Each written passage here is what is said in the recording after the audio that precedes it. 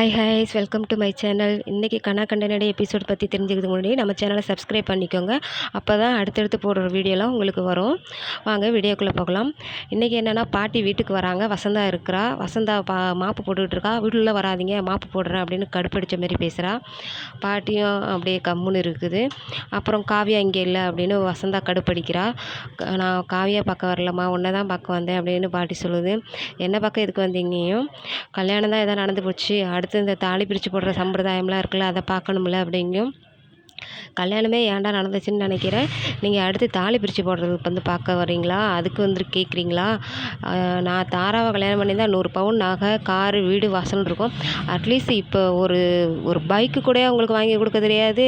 இதெல்லாம் முறைப்படி செய்ய வரல, தாலி பிரித்து போடுறத மட்டும் முறைப்படி கேட்க வந்திருக்கீங்க அப்படின்னு கண்ணா அப்படின்னு திட்டி விட்டுறா. இதோட இந்த எபிசோடு முடியுது. தேங்க்யூ ஃபார் வாட்சிங்.